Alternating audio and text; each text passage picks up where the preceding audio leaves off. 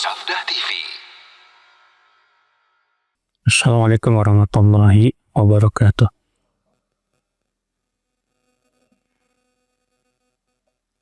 Innal hamdalillah nahmaduhu wa nasta'inuhu wa nastaghfiruh wa na'udzu billahi min shururi anfusina wa min sayyiati a'malina.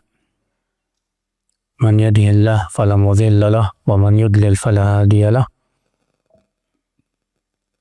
Wa asyhadu an la ilaha illallah wahdahu la syarika lah wa asyhadu anna Muhammadan abduhu wa rasuluh. Qala Allah Ta'ala fi kitabihil karim, ya ayyuhalladzina amanu taqullaha haqqa tuqatih wa la tamutunna illa wa antum muslimun, amma ba'd. Saudaraku seiman, kita sudah selesai dari pembahasan kitab Sahih Hadis Qudsi. Kitab yang akan kita bahas insyaallah yaitu kitab Silsilah Hadis Sahih yang tanpa sanad, ya. Yang ditartib oleh Syekh masyhur Hasan Al-Salman. Syekh masyhur ini adalah murid seniornya Syekh Albani rahimahullah.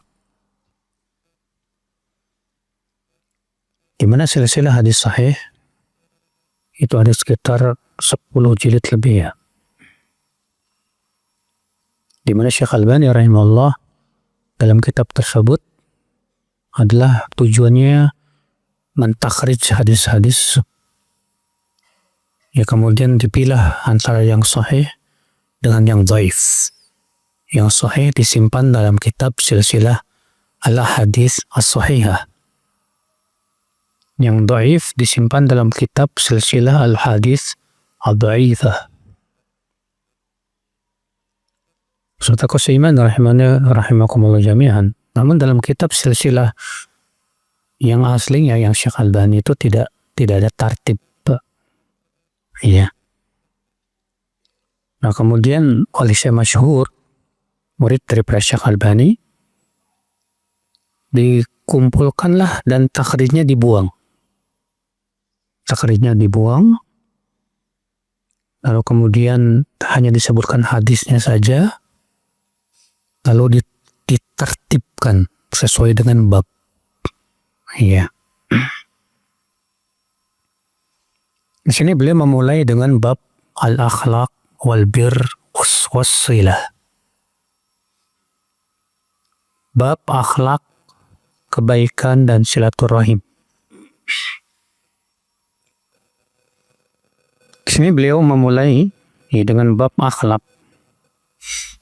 Karena masalah akhlak, ya, amat penting, amat urgen. Kenapa? Karena pertama, Rasulullah SAW bersabda, innama bu'ithu liutammima makarimal akhlaq.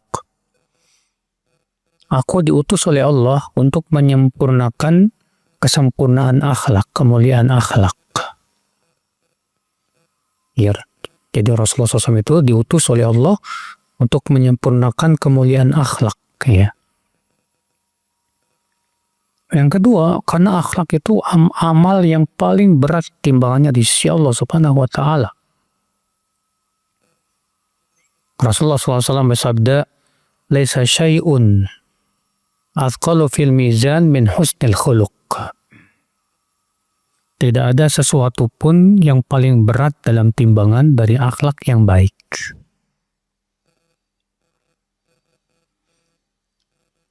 Kemudian, Bapak sekalian, terlebih di zaman sekarang, Mbak. Di zaman sekarang ini, kebutuhan kepada akhlak itu luar biasa, Mbak. Ya, banyak para penuntut ilmu secara akidah bagus, manhaj bagus, tapi akhlaknya, Masya Allah, masih belepotan.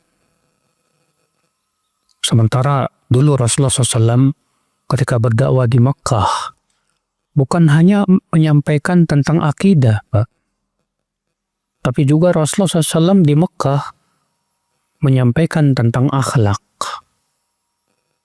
Dalam hadis, ya, ketika Ja'far bin Abi Thalib dipanggil oleh Raja Habasyah, itu Najasyi. Apa kata Ja'far? Wahai ya Amir, wahai pemimpin, inna kunna fi jahiliyah. Kami dahulu di zaman jahiliyah. Ya. Kami dahulu yang kaya, yang kuat memakan yang lemah. Dahulu kami saling membunuh. Dahulu kami terbiasa dengan minum arak, berzina, makan riba. Sampai Allah datangkan kepada kami seorang Rasul di antara kami yang kami kenal nasabnya. Lalu ia menyuruh kami agar beribadah kepada Allah saja. Dan menyuruh kami untuk menyambung silaturahim. Dalam hadis yang lain, ya, itu Abu Sufyan yang diriwayatkan Bukhari, ya, wa ya'muruna bis-sidqi was-silah wal-afaf. Ia menyuruh kami juga untuk berkata jujur, untuk menjaga kehormatan, dan untuk menyambung silaturahim. Dan itu menunjukkan, Pak, bahwa tauhid dan akhlak itu termasuk yang pertama kali disampaikan oleh Rasulullah SAW. Bahkan Rasulullah SAW sebelum menjadi Nabi dan Rasul terkenal dengan apa? Dengan akhlaknya, Pak. Sampai para orang-orang Quraisy menjuluki beliau sebagai apa? Al-Amin. Orang yang sangat amanah. Ya. Bahkan ketika Rasulullah SAW diangkat menjadi Nabi dan Rasul, walaupun mereka memusuhi Rasulullah, tapi untuk masalah titip menitip barang tetap nitipnya ke Rasulullah. Karena mereka tahu Rasulullah SAW sangat amanah dan tidak pernah khianat. Ya. Saudaraku seiman, rahimani wa rahimakumullah jami'an. Dan akhlak itu, Pak, yang pertama kali dilihat oleh orang tuh akhlaknya dulu, Pak, sebelum yang lainnya. Antum kalau ilmunya seabrek-abrek, ya, hafal Quran, hafal hadis, tapi akhlaknya jelek, tetap aja orang nggak suka. Antum kalau amal solehnya banyak, tapi akhlaknya jelek, bisa-bisa Allah tidak menganggap amal soleh kita, Pak. Sebagaimana disebutkan dalam hadis, ya, dilaporkan kepada Rasulullah SAW seorang wanita yang dia banyak sholat malam, dia banyak puasa sunnah, banyak sodako, tapi ternyata apa yang terjadi, Pak? Lisannya itu suka menyakiti tetangganya, akhlaknya buruk rupanya sama tetangganya itu. Apa kata Rasulullah SAW tentang wanita ini? La khaira fiha. Itu perempuan gak ada kebaikannya. Innaha min ahlin nar. Dia termasuk penduduk api neraka. Padahal dia rajin sholat malam, rajin puasa sunnah, rajin sodakoh. Tapi gara-gara akhlaknya sama tetangga jelek, ya, suka menyakiti hati tetangga, ternyata Rasulullah SAW mengatakan ia penduduk api neraka. Naudzubillah min dzalik. Nah, disinilah ya Syekh Masyhur memulai dulu dari kitab Al-Akhlaq wal Bir was-Silah. Kita masuk hadis yang nomor 1. Mudah-mudahan Bapak udah pada beli bukunya, ya. Bukunya alhamdulillah ada di pasar, Pak. Silsilah hadis sahih. Ya. Syekh Masyhur Hasan Salman. Cuman ada 3 jilid, Pak. Kalau buku aslinya 1 jilid. 1 jilid diterjemahkan jadi 3 jilid. Ya. Hadis nomor 1 an Anas qala akha Rasulullah SAW baina Zubair wa baina Abdullah bin Mas'ud. Rasulullah SAW mempersaudarakan antara Zubair bin Awam dan antara Abdullah bin Mas'ud radhiyallahu anhu warḍah. Saudaraku seiman rahimani wa rahimakumullah jami'an. Para ahli sejarah menyebutkan bahwa al-mu'akhah, mempersaudarakan sesama kaum mukmin itu terjadi 2 kali, Pak. Yang pertama kali di kota Mekah.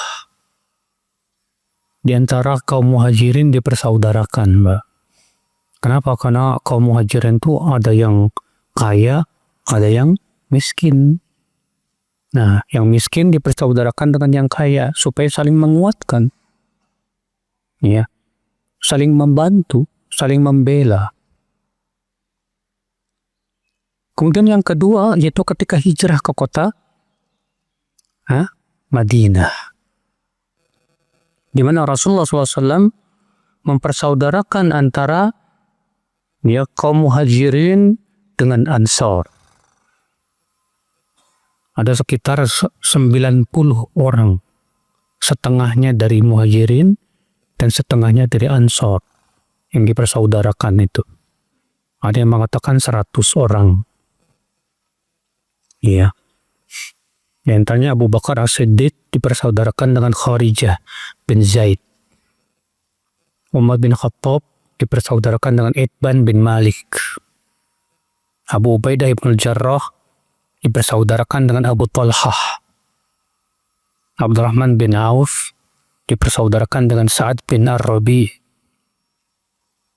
Ja'far bin Abi Thalib dipersaudarakan dengan Mu'ad bin Jabal. Ya. Dan yang lainnya banyak. Nah, persaudaraan ini, Pak, adalah persaudaraan saling mewarisi. Tadinya, ya, Rasulullah persaudarakan, jadi kalau misalnya ada saudaranya meninggal, maka ia berhak mendapatkan warisan. Ya. Lalu kemudian dihapus oleh Allah Subhanahu wa taala ya hukumnya. Al-Hafidh Ibnu Hajar dalam kitab Fathul Bari berkata, "Hakadha waqa'a fi hadhihi riwayah anna nasikha mirathil halif hadhihi al-ayah wa likullin ja'alna mawali." وروى أبو داود في سننه بسند حسن عن ابن عباس رضي الله عنهما قال في قوله تعالى والذين عقدت أيمانكم فآتوهم نصيبهم قال كان رجل يحالف الرجل ليس بينهما النسب فيرث أحدهما الآخر فنسخ ذلك الأنفال وقال تعالى وأولو الأرحام بعضهم أولى ببعض في كتاب الله. Kata Ibnu Hajar, sebagian ulama menyebutkan dalam riwayat bahwa persaudaraan itu telah dihapus oleh firman Allah dalam surat An-Nisa. Allah berfirman, "Walikullin ja'alna mawaliya." Ya, dan setiap orang kami jadikan sebagai maula, sebagai maula.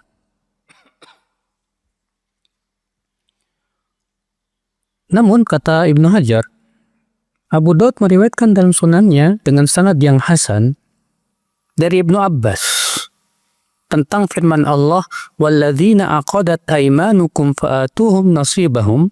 Ibnu Abbas berkata tentang ayat ini, tadinya seseorang dipersaudarakan dengan yang lain. Mereka tidak punya hubungan nasab, namun saling mewarisi satu sama lainnya. Sampai Allah pun kemudian menghapusnya dengan surat Al-Anfal. Dengan surat apa? Al-Anfal. Itu Allah berfirman, wa ulul arhami ba'duhum awla bi ba'din fi kitabillah. Wa ulul arham, orang-orang yang punya kedekatan rahim, mereka lebih layak untuk mendapatkan warisan daripada yang lainnya dalam kitabullah. Maka tersisalah Pak persaudaraan dalam rangka saling membela. Ya. Itu persaudaraan iman untuk saling membela. Allah Ta'ala berfirman, innamal mu'minuna ikhwah fa aslihu baina akhawaikum. Sesungguhnya kaum mukminin itu bersaudara. Maksudnya persaudaraan apa? Kata para ulama, itu ukhuwah imaniyah. Itu persaudaraan dalam keimanan, Pak. Iya. Maka dari itu, Pak, persaudaraan yang tadinya saling mewarisi sudah dihapus. Yang tersisa adalah persaudaraan di atas keimanan. Untuk saling membantu, saling menolong, saling membela. Maka persaudaraan yang seperti ini menjadi tetap sampai selama-lamanya sampai hari kiamat. Sesama kaum muslimin itu, Pak, bersaudara. Wajib kita untuk saling apa? Membantu, membela, menolong. Iya. Makanya Rasulullah SAW sabda, al-mu'min lil-mu'min kalbunyan yashuddu ba'duha ba'da. Mukmin yang satu dengan mukmin yang lain itu seperti bangunan yang saling mengokohkan satu sama lainnya. Ya. Demikian Rasulullah menggambarkan bahwa mukmin dengan mukmin yang lain itu seperti bangunan, Pak.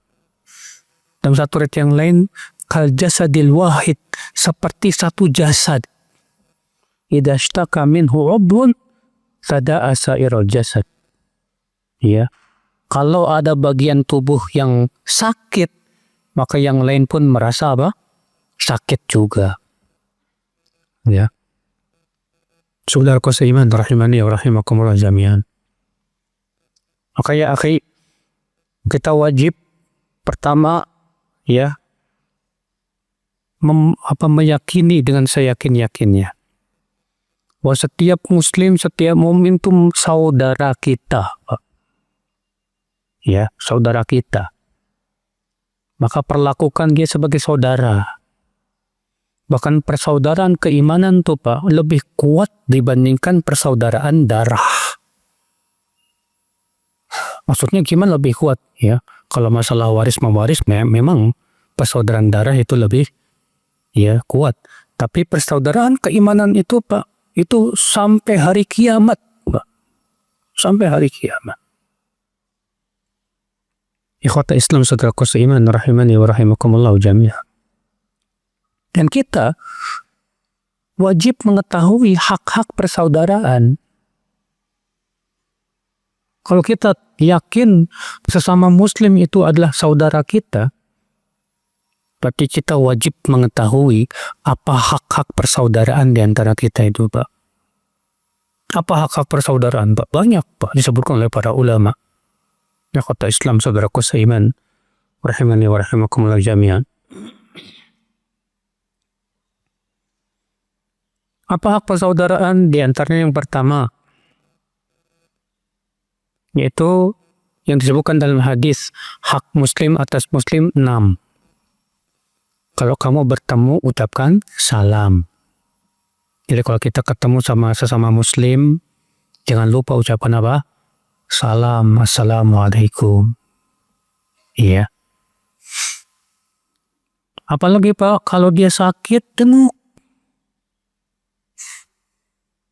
Apabila ia meninggal, ikuti jenazahnya. Urus jenazahnya. Sholatkan, ikuti sampai kuburannya untuk dikuburkan. Apabila dia bersit, belum mengucapkan alhamdulillah, ucapkan apa? Yarhamukallah. Apabila dia minta nasihat, berikan nasihat. Ya. Di antara haknya juga apa, yaitu menyukai untuk saudara kita apa yang kita sukai untuk diri kita. Jika kita suka kita mendapatkan kenikmatan, kita pun juga harus suka saudara kita mendapatkan kenikmatan. Rasulullah sabda, la yu'minu ahadukum hatta yuhibba li akhihi ma yuhibbu li nafsihi minal khair. Tidak beriman seseorang dari kalian sampai ia menyukai untuk saudaranya apa yang ia sukai untuk dirinya. Yang kita sukai untuk diri kita, sukai juga untuk saudara kita. yang kita tidak sukai untuk diri kita, jangan sekali-kali kita sukai untuk saudara kita. Antum suka nggak digibah? Nggak suka, maka jangan suka menggibah orang. Suka nggak kalau ada orang yang ngomongnya kasar sama kita, Pak? Nggak suka, maka jangan sekali-kali kita kasar ngomongin sama orang. Iya. Demikian akal Islam itu hak persaudaraan. Di antara hak persaudaraan apa, Pak? Ya. Saling menolong, membantu saudara kita yang susah.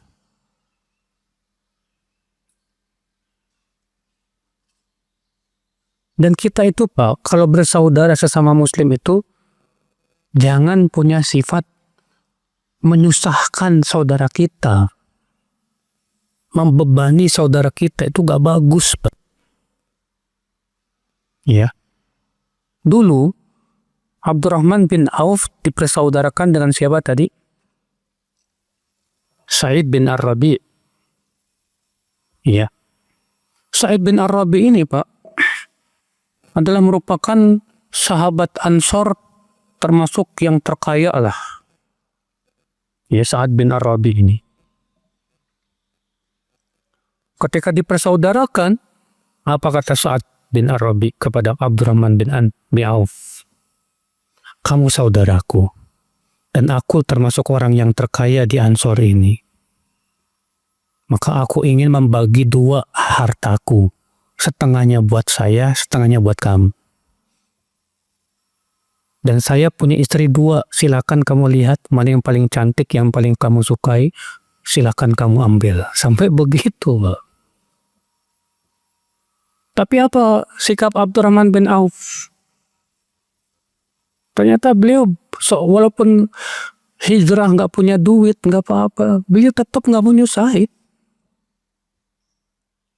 Kalau kita mungkin, wih mantap bener. Ya, setengah hartanya dikasihin ke kita. Kata Abdurrahman bin Auf apa? Jazakallah khairan. Ya, amsik malak wa zaujak. Terima kasih banyak. Semoga Allah memberimu kebaikan, memberikan kepada kamu balasan. Ya, tahan hartamu dan istrimu. Aku tidak butuh itu. Aku cuma minta satu saja. Apa itu?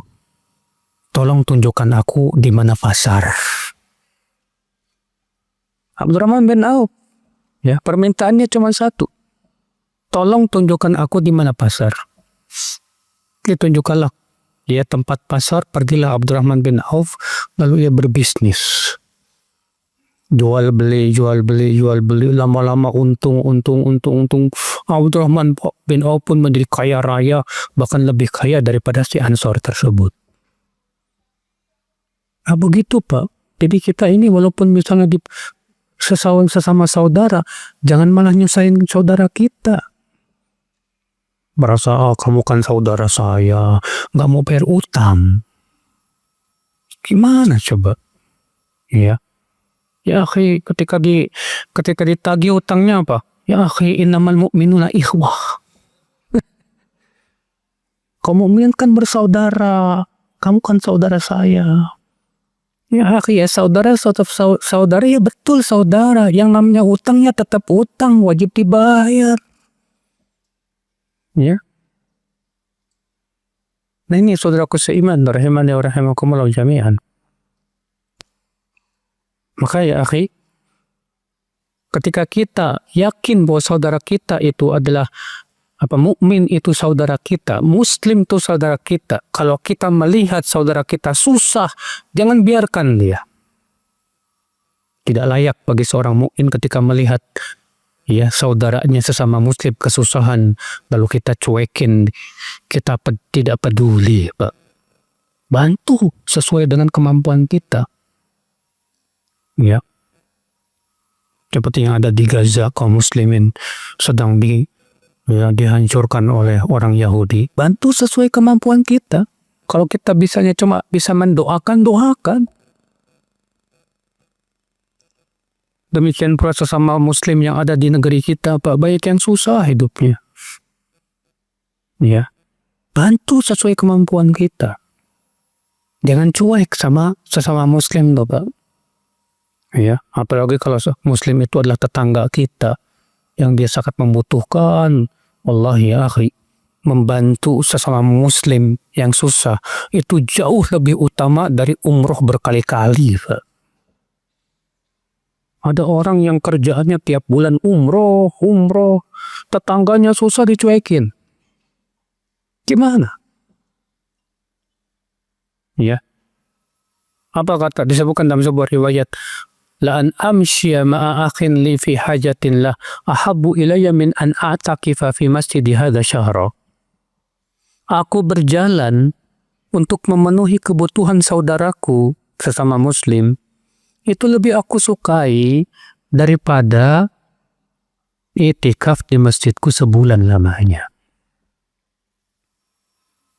Cuman Pak, di zaman sekarang orang-orang yang ada penyakit di hatinya berkata begini Pak, wah kalau kita sedekah mulu sama orang fakir miskin, keenakan fakir miskin dong. Jadi akhirnya melatih mereka malas dong, gak mau usaha. Nih kayak gini tersebar nih Pak, ya, di otak-otak yang di hatinya orang-orang yang punya penyakit ini Pak. Yang keyakinan dia kepada Islamnya lemah sekali. Maka kita jawab ya akhi, kita sedekah itu kepada orang-orang yang memang betul-betul sangat membutuhkan bantuan.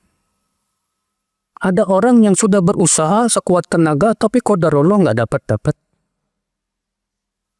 Dia tidak malas, tidak. Dia berusaha untuk mencari rezeki, tapi qadarullah rezekinya apa? Seret gimana? Ya. Ada lagi orang yang mampu untuk mencari nafkah tapi nggak mau cari nafkah. Yang kayak ginian mendingan jangan dikasih. Karena pernah datang kepada Rasulullah SAW, seorang pemuda minta sedekah ke Rasulullah SAW. Pas Rasulullah lihat ternyata masih muda dan kuat. Ya, dua orang pemuda. Apa kata Rasulullah? In syi'tuma a'taitukuma. Kalau kalian mau, aku akan beri. Wala haqqa. Ya. Lighaniyin. Apa liqawiyin. Dan tidak ada hak dari sedekah untuk orang yang kuat dan mampu untuk mencari apa? Nafkah. Ya. Saudaraku seiman rahimani wa rahimakumullah jami'an. Ini saudaraku, jadi kita sebagai sesama muslim, ya akhi, ya, bantu. Antum lihat bagaimana kristenisasi berhasil di negeri kita. Mereka membawa bala bantuan untuk orang-orang yang susah perekonomiannya, Pak. Antum lihat di Jogja, bahkan di banyak tempat yang tadinya satu dusun itu 99% muslim berubah menjadi 99% Nasrani, Pak. Ternyata desa yang perekonomiannya lemah, ekonominya lemah, imannya lemah lagi. Datang ke mereka membawa bantuan dengan akhlak, dengan senyum, dengan lemah lembut, orang jadi simpatik. Oh, ternyata agama sebelah ini bagus ya akhlaknya. Suka bantu, sementara sesama muslim koret bin pedit alias bakhil. Ya. Akhirnya mereka tertarik kepada agamanya, murtad dari agama Islam, mau mengganti agama. Saudaraku seiman, rahimani wa rahimakumullah. Maka kita Pak, melihat seperti ini jangan biarkan. Wallahi menolong saudara kita sesama muslim agar kuat akidahnya, agar ia tetap di atas agamanya, itu termasuk jihad, Pak. Ya. Makanya Rasulullah SAW sabda apa? As-sa'i alal armalah wa du'afa kal mujahid fi sabilillah wa kas-sa'im alladhi la yuftir wal qa'im alladhi la yaftur. Orang yang membantu para janda dan orang-orang yang lemah, kata Rasulullah, itu pahalanya seperti jihad di jalan Allah.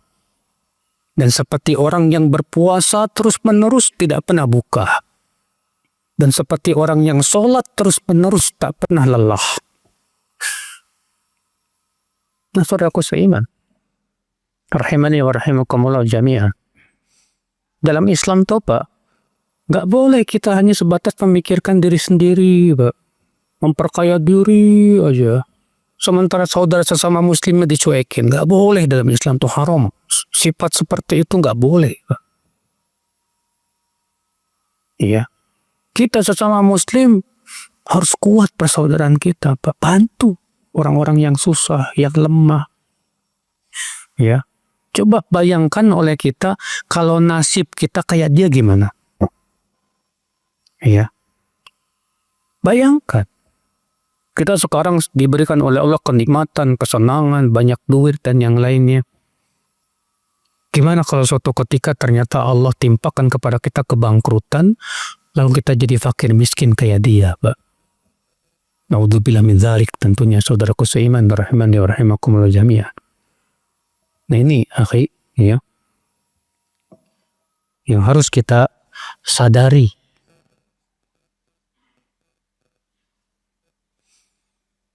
Tolong agar jamaah maju, karena di belakang masih banyak.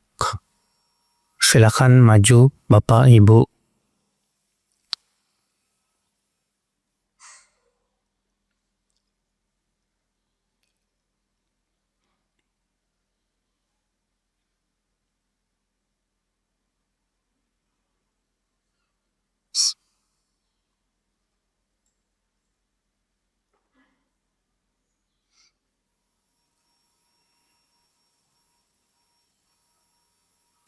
Baik, ikhwatul Islam, saudaraku seiman, kita masuk hadis yang kedua.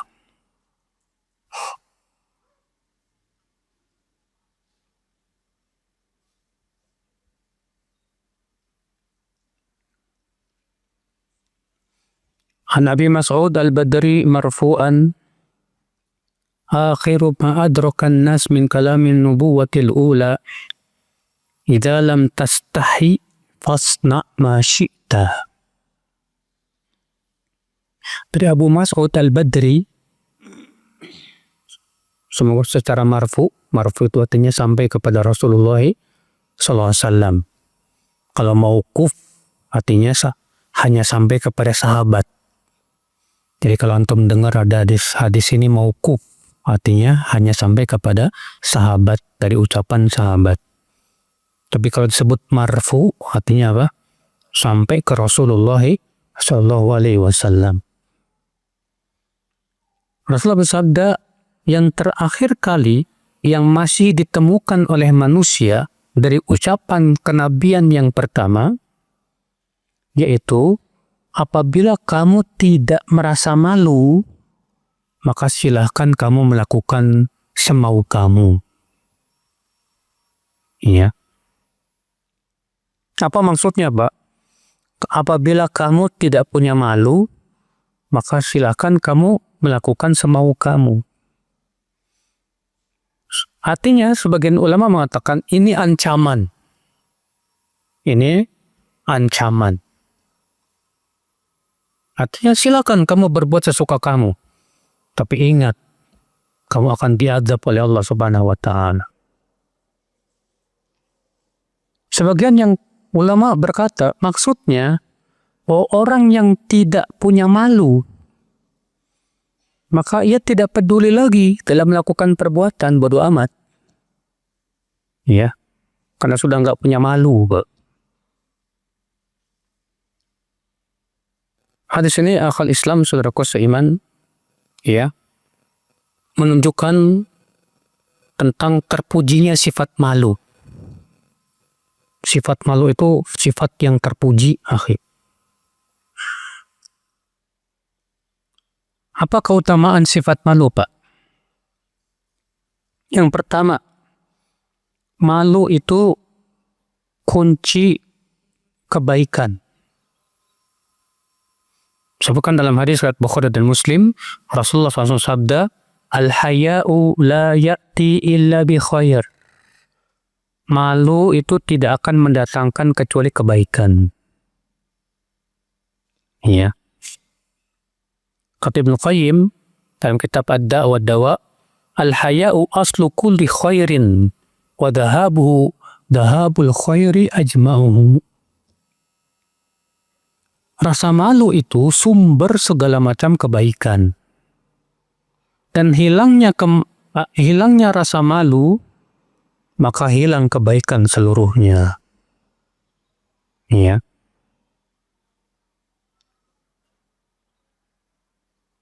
Keutamaan yang kedua, apa keutamaan rasa malu? Wa malu itu mighlaqul lisyarr. Malu itu Pak, menutup segala macam keburukan. Ya. Sebagaimana dalam hadis yang sedang kita bahas di sini. Rasulullah bersabda, "Idza lam tastahi fasna ma syi'ta." Kalau kamu tidak punya malu, silahkan kamu lakukan apa yang kamu mau. Kata Al-Qadhi Iyad, maknahu anna mimma baqiya fa'adrikuhu min kalamil anbiya al-mutaqaddimin anna al-haya huwa al-mani' min iktirafil qaba'ih wal istighal bimanhiyati syara'. Makna hadis ini, ya, kata Al-Qadhi, bahwa rasa malu itulah yang mencegah seseorang dari berbuat keburukan. Rasa malu itu yang mencegah seseorang dari melakukan perkara yang diharamkan. Ketika tidak ada rasa malu, maka ia akan melakukan sesuatu yang tidak peduli dia. Apakah itu haram ke, makruh ke, bodo amat. Ya. Berarti selama dia punya rasa malu kepada Allah, demikian pula malu kepada manusia, selama itu dia tidak akan melakukan apa? Keburukan, saudaraku seiman. Makanya lihat, ya di zaman sekarang ketika perempuan nggak punya rasa malu, wah kelas Pak. Pakai bajunya seenaknya, you can see. Orang pacaran di pinggir jalan di zaman dulu, di zaman orang-orang tua kita dulu, wah. Perempuan pacaran yang di terang-terangan tuh aib di masyarakat itu. Ya. Zaman sekarang sudah hilang rasa malu. Naudzubillah min dzalik. Ya. Keutamaan yang ketiga daripada rasa malu apa Pak? Al-haya miftah kulli ta'at. Bahwa rasa malu itu, ya, adalah sumber ketaatan.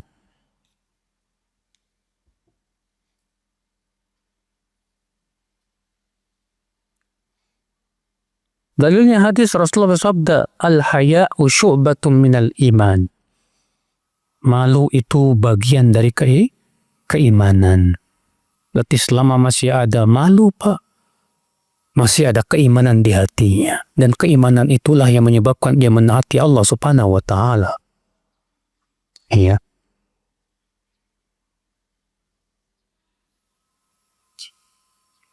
Keutamaan yang keempat Pak, rasa malu. Apa keistimewaan keutamaannya Pak?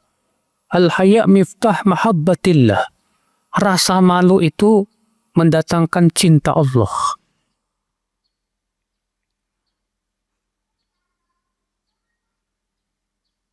Ikhwata Islam saudaraku seiman. Rasa malu itu mendatangkan apa?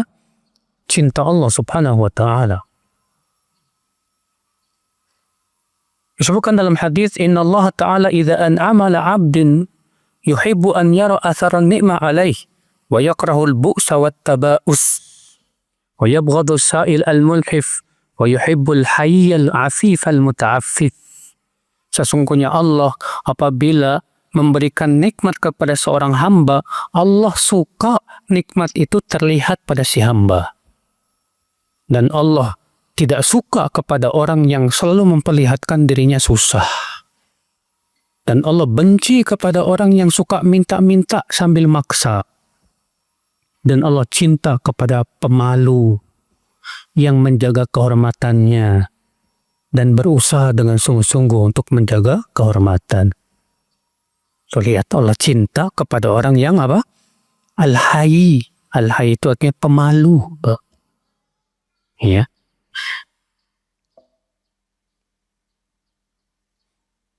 Keutamaan yang kelima, malu itu apa? Hiasan bagi seseorang, apalagi bagi wanita. Dalam hadis riwayat Tirmidzi dan disebutkan oleh Syekh Albani, Rasulullah SAW sabda, "Ma kana al-fuhsyu fi syai'in illa syanah, wa ma kana al-haya'u fi syai'in illa zanah."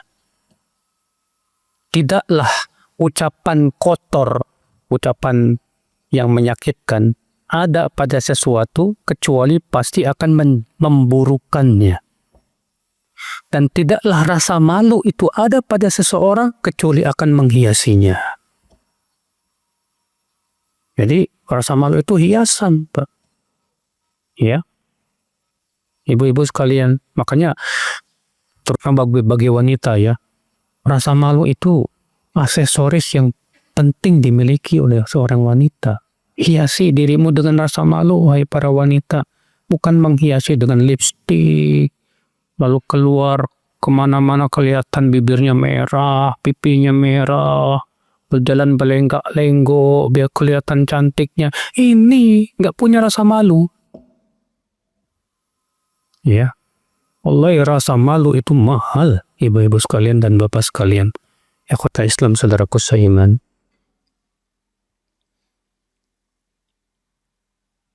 Keutamaan yang keenam, malu itu ya penyebab seseorang masuk surga.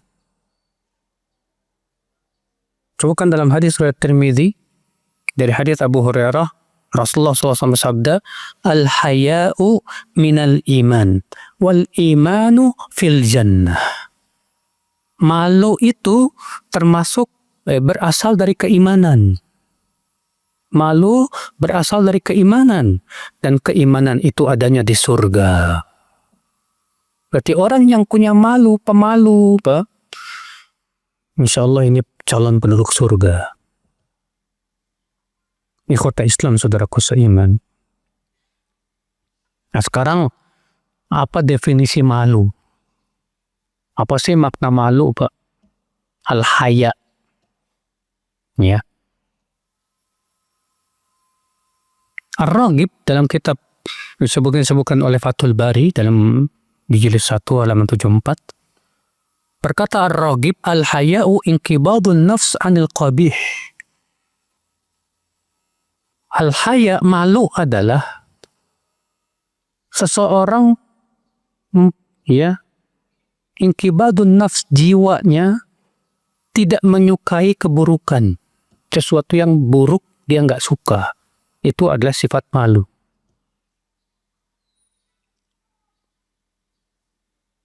Wa huwa min khasa'isil insan. Dan sifat malu itu hanya dimiliki oleh manusia, tidak binatang. Ya. Fala yakunu kal bahima, sehingga dengan rasa malulah manusia berbeda dengan binatang. Kalau binatang punya rasa malu nggak, Pak?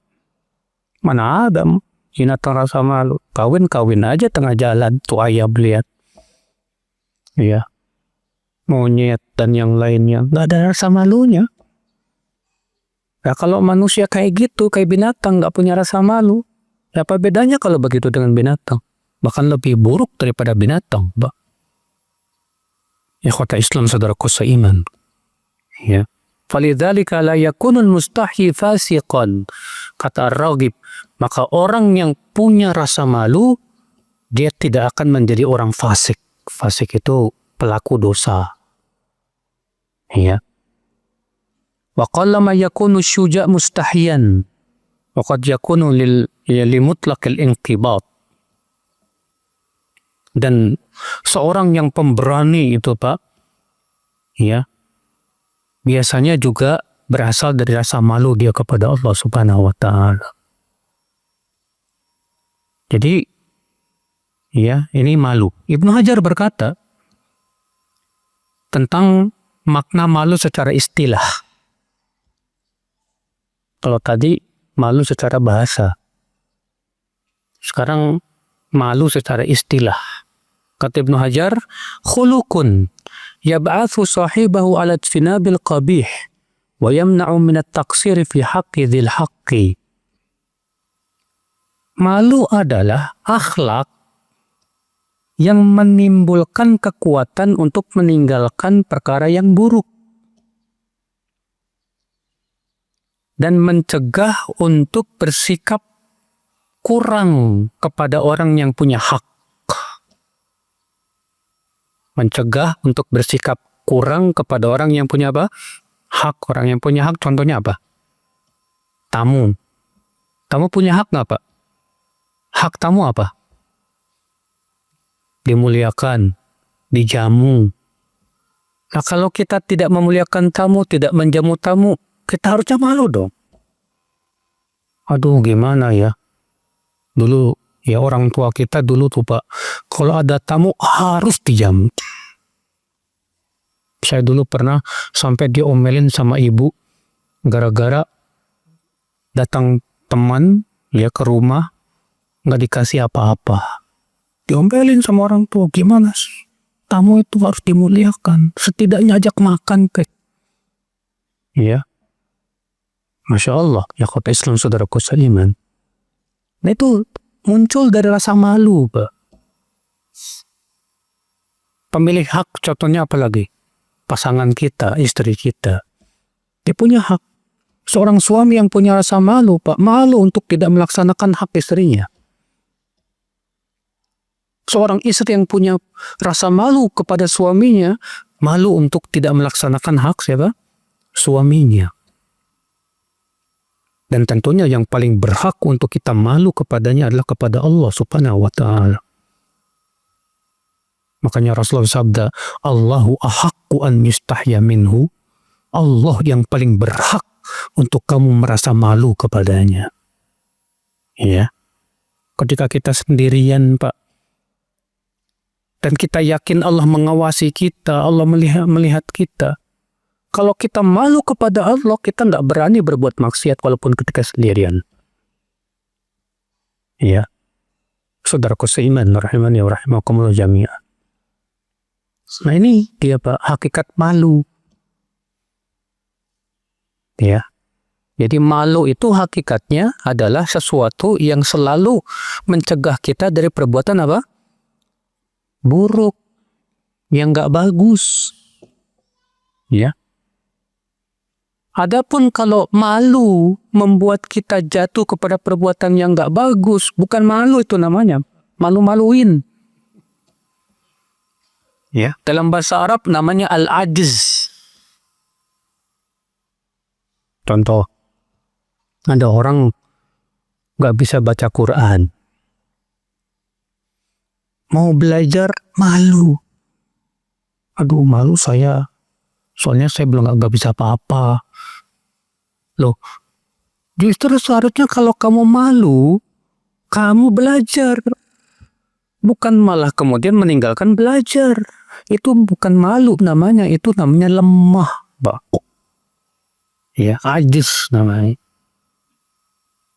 Antum bertamu, perutnya udah lapar, keroncongan, ditawarin makan sama Sohibul Bait. Makan dulu kita. Ayo, masih kenyang. Padahal kok keroncongan gitu. Akhirnya berdusta. Cukup malu. Bukan pada tempatnya itu, Pak, malunya itu. Ya. Ikhwatul Islam saudaraku seiman, rahimani wa rahimakumullah jami'an. Bahkan dalam Islam, Pak, tamu itu punya hak untuk minta dijamu, Pak.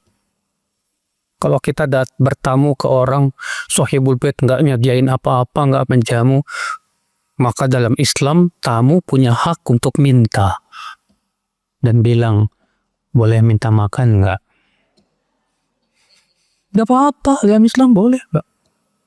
Walaupun menurut adab orang Indonesia kayaknya nih orang gimana sih? Tapi dalam Islam boleh. Ya. Dalilnya banyak. Di antaranya tentang kisah Khidir dan Nabi Musa alaihissalam yang mendatangi sebuah desa. Lalu kemudian Khidir minta dijamu. Ternyata penduduk desa tidak mau menjamunya. Demikian pula hadis Abu Sa'id Al-Khudri zaman Rasulullah SAW. Ketika safar kemudian mendatangi sebuah pedesaan. Lalu mereka yang meminta dijamu. Ternyata nggak ada yang bisa jamu karena orang-orang lagi nggak ada. Rupanya kepala desanya apa? Ya disengat kalajengking. Kemudian mereka datang ke Pak Abu Said. Ada nggak yang bisa ruqyah? Kata Abu Ruqyah. Kata Abu Said, bisa diruqyah, baca Al-Fatihah, sembuh. Iya, tapi dengan syarat dikasih upah. Saudaraku seiman rahimani wa rahimakumullah jami'an. Ini ya akhi, ya. Jadi malu itu hakikatnya apa? Sesuatu yang mencegah kita dari berbuat apa? Keburukan. Dan mendorong kita untuk berbuat apa? Kebaikan. Dan memenuhi hak orang yang punya hak. Seorang penguasa yang malu, dia akan malu sama rakyat. Maka dia akan penuhi hak-hak rakyatnya. Tapi penguasa yang nggak tahu malu, nggak punya malu, dia cuek sama rakyatnya, nggak mau memenuhi hak rakyatnya. Pejabat yang malu, pemalu, punya rasa malu, dia akan penuhi, ya, kewajibannya sebagai seorang pejabat. Dia akan amanah. Demikian, Pak. Makanya rasa malu itu kata Rasulullah, la ya'ti illa bi khair. Malu itu tidak mendatangkan kecuali kebaikan. Dalam satu riwayat yang lain, al-haya'u khairun kulluh. Malu itu semua baik. Malu itu semua apa? Baik. Saudaraku seiman. Rahimani wa rahimakumullah jami'ah. Iya. Demikian pula seorang ustadz ketika dia mengajar tanpa persiapan malu dong. Kalau ustadz itu punya rasa malu, malu dia, Pak. Bagaimana mau menyampaikan sementara ya tidak ada persiapan, hanya sebatas sampaikan, ternyata tafsirin sendiri pakai otaknya. Ya. Ini berarti ustadz nggak punya rasa malu ini, Pak. Ya, kenapa? Karena seorang ustadz kalau ngomongnya cuma sebatas pendapat sendiri, itu Pak, akan sangat mudah kelihatan boroknya, kesalahannya, dan yang lainnya. Ya. Saudaraku seiman, rahimani wa rahimakumullah jami'an.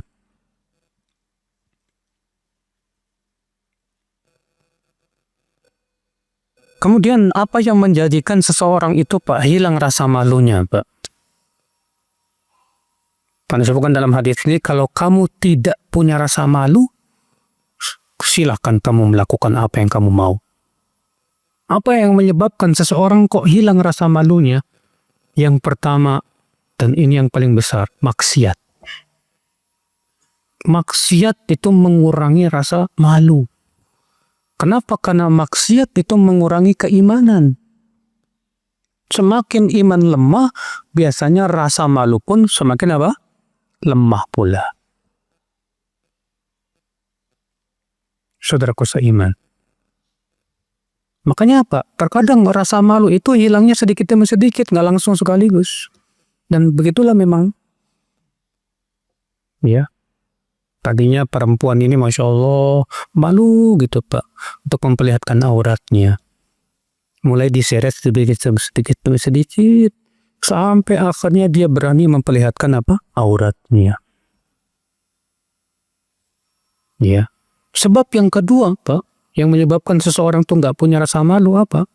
Yaitu godaan setan, iblis dan setan dan bala tentara ya, yang menghias-hiaskan perbuatan buruk. Ya. Ketika perbuatan buruk dihias-hiaskan seakan-akan itu kebaikan, orang akhirnya nggak punya malu melakukan perbuatan itu. Ya. Merokok. Dihiaskan katanya lelaki itu ngerokok. Yang ngerokok itu jantan. Padahal banci-banci pada ngerokok semua, Pak. Ikhwata Islam saudaraku seiman. Akhirnya gara-gara dihiaskan seakan-akan hebat, Pak. Yang melakukannya hebat, jantan, mantap. akhirnya nggak punya rasa malu, jadi hilang Pak untuk melakukan perbuatan tersebut. Kenapa? Karena terkena tadi godaan talbis iblis. Naudzubillah min dzalik. Dan itu banyak yang terkena seperti ini di kalangan para pemuda, saudaraku seiman. Ya, mereka narkobaan sampai bikin anting di hidung, apalagi di bibir dan yang lainnya. Lalu mereka menganggap, wah ini keren, ya ini modern dan yang lainnya. Banyak wanita-wanita memperlihatkan auratnya, katanya apa? Hijab itu kuno. Ya. Padahal yang kuno itu justru yang membuka aurat. Buktinya ketika Rasulullah SAW sebelum diutus, sebelum Islam datang, perempuan pada telanjang. Ya. Mereka-mereka yang ada tinggal di hutan-hutan, kayak di suku Asmat dan yang lainnya kan telanjang semua tuh. Di Afrika, pedalaman, telanjang semua itu. Justru yang modern tuh harusnya apa? Yang memakai hijab. Tapi diputar balikan fakta oleh iblis, Pak. Dan menganggap, mempertontonkan aurat itu sebagai apa? Modern. Assalamualaikum warahmatullahi wabarakatuh. Akhirnya hilang rasa malu. Iya. Yang ketiga, yang menyebabkan rasa malu hilang apa Pak? Salah pendidikan dari orang tua. Orang tuanya memang nggak punya malu, mendidik anak pun supaya tidak punya rasa malu. Ya.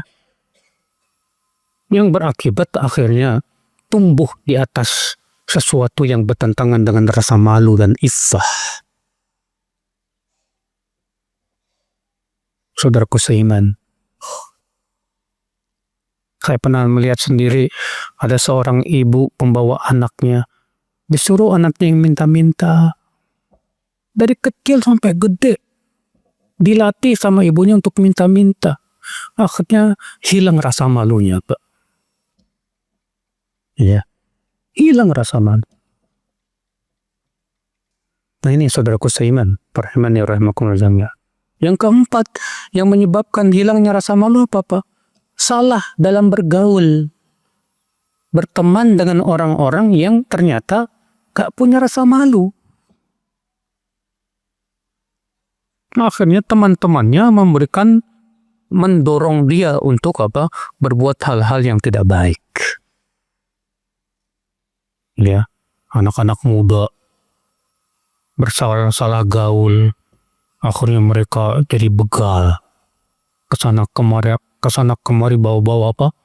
Golok, bawa-bawa ini. Dan menganggap katanya ini hebat ini. Iya.